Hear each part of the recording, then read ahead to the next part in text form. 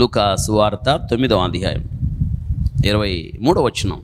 మరియు ఆయన అందరితో ఇట్లా నేను యేసుక్రీస్తు వారు అన్న మాట, ఎవడైనను నన్ను వెంబడింపగోరిన ఎడల తన్ను తాను ఉపేక్షించుకొని ప్రతిదినం తన సిలువనెత్తుకొని నన్ను వెంబడించవలెను. మాటలు గమనించండి. ఎవరైనా రావచ్చు.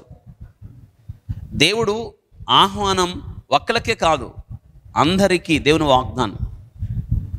దేవుడు లోకమును ఎంతో ప్రేమించను, కాగా తన అద్వితీయ కుమారునిగా విశ్వసించు ప్రతివాడు నశింపక నిత్య జీవం పొందినట్లుగా ఆయనను అనుగ్రహించను. లోకం అంటే మనమే. దేవుడు భూమి మీద ఉన్న ప్రతి మానవుని ఆయన ప్రేమించాడు. నశించిన దాన్ని వెదకి రక్షించడానికి మనుష్య కుమారుడు లోకానికి వచ్చాడు. తూర్పు నుంచి పడమర వరకు, ఉత్తరం నుండి దక్షిణం దాకా దేవుడు అందరినీ పేరు పెట్టి పిలుస్తున్నాడు. దేవుడికి మనందరి పేర్లు కూడా తెలుసు. జక్కయ్య త్వరగా దిగు, జక్కయ్య పేరు మాత్రమే కాదు, నీ పేరు కూడా తెలుసు ఆయనకి. యాకోబును పేరు పెట్టి పిలిచాడు, పురుగు వంటి యాకోబు అని. సమాధి వద్ద ఏడుస్తున్న మరియాని పిలిచాడు. ఆలోచించారా? నిన్ను పేరు పెట్టి పిలుస్తాడు ఆయన. ఎందుకు తెలుసా? పేరు పెట్టి పిలవడంలో దేవుడు నీకు ఒక గుర్తింపిస్తాడు. అంటున్నాడు, ఎవరైనా అండి దేవుణ్ణి వెంబడించాలంటే ఇక్కడ ఒక మంచి ఫార్ములా. ఏం చెప్తున్నాడంటే, అందరితో చెప్తున్నాడు, అందరికీ ఆహ్వానం ఇది. ఎవడైనా నన్ను వెంబడింపగోరిన ఎడల, ఆయన వెంబడించాలంటే ఏం చేయాలంటే, తన్ను తాను ఉపేక్షించుకొని, డినాయింగ్ యోర్ సెల్ఫ్, నీ అంతటా నీవు ఏం చేయాలి? ఉపేక్షించుకోవాలి. అంటే నిన్ను నీవు ఏం చేయాలంటే చంపేసుకోవాలి. అంతే. మనం చాలాసార్లు మన ఈగో, మన స్టేటస్, మనం అన్నీ కూడా మనకి గుర్తొస్తాయి. చాలాసార్లు మనం చాలా వేరే విధంగా ఊహిస్తాం దేవుని వెంబడించడం అంటే. కాదు, ఇక్కడ నీ అంతటా నిన్ను నీ ఉపేక్షించుకొని, ఇక నేను నా వాడిని కాదు, నేను క్రీస్తు వాడను, ఇలా రావాలి విషయం. ఇక నేను నా కోసం కాదు బ్రతుకుతున్నాను. ఎవరి కోసం? క్రీస్తు కోసం బ్రతుకుతున్నాను. జీవించేది నేను నా కోసం కాదు, క్రీస్తు కోసం. నేను జీవిస్తుంది నన్ను సంతోషపెట్టుకోవడానికి కాదు, క్రీస్తును సంతోషపెట్టడానికి. ఆలోచించారా? అది ఉపేక్షించుకొని అంటున్నాడు. ఉపేక్షించుకొని ప్రతిదినము అన్నాడు. నేటి దినాన క్రైస్తవులు ఎలా తయారయ్యారో తెలుసా?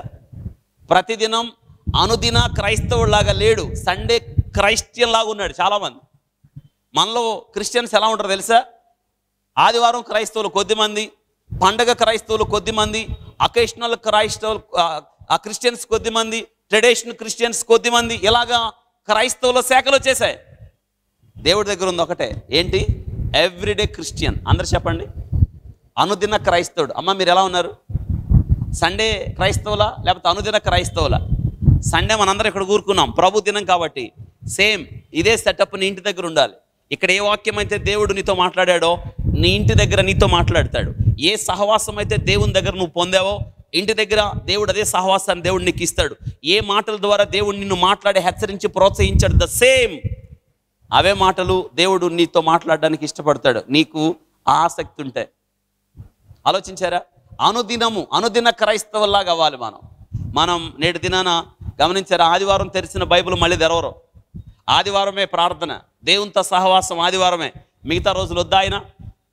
చాలామంది తెలుసా, ఏదైనా అకేషన్ ఉంటే కానీ రాను, లేదా పుట్టినరోజుకో లేకపోతే ఇంకేదన్నా వేడుకుంటే వస్తారు, లేదా క్రిస్మస్కి వస్తారు, కొత్త సంవత్సరం వస్తారు, మళ్ళీ కనిపించరు. ఇక్కడ దేవుడు ఇస్తున్న ఫార్ములా ఏంటో తెలుసా? Deny yourselves and take up the cross. సిలువ తీసుకో. ఏం తీసుకో? సిలువ అంటే అర్థం ఏంటి? స్వచ్ఛమైన తెలుగులో ఏంటంటే, నువ్వు దేవుణ్ణి వెంబడించాలంటే నీ సమాధి పెట్టిన నువ్వే తయారు చేసుకొని, ఏ టైంలో చచ్చిపోవచ్చు, ఆ సమాధి చేయడానికి నీ పెట్టిన నువ్వే నెత్తి మీద పెట్టుకొని రా. ఈ మాటలు మీకు ఏమైనా నచ్చినాయా? నచ్చలా? మనకి దేవుని దగ్గరకు రావటం అంటే ఏమి నేర్పించారు తెలుసా? ఆశీర్వాదాలు. దేవుని దగ్గరకు రావడం అంటే నీ కోరికలు తీరటం, దేవుని దగ్గరకు రావటం అంటే నీ అప్పులు తీరటం, దేవుని దగ్గరకు రావడం అంటే నీ రోగాలు పోవటం కాదు. ఇది కాదు దేవుని దగ్గరకు రావడం అంటే. టేకింగ్ అప్ ద క్రాస్, సిలువను తీసుకొని ప్రభు వెంట సిలువ మోస్తూ వెళ్ళాలి. హకుల ప్రిస్కిల లాగా ready to face any circumstances. ఏ పరిస్థితులు నీకు ఎదురొచ్చినా వాటిని ఫేస్ చేయగలగాలి దేవుని కొరకు. మీరు ఆలోచించారా? ప్రభు చెప్తున్నాడు, అలాంటి క్రైస్తవులు దేవునికి కావాలి.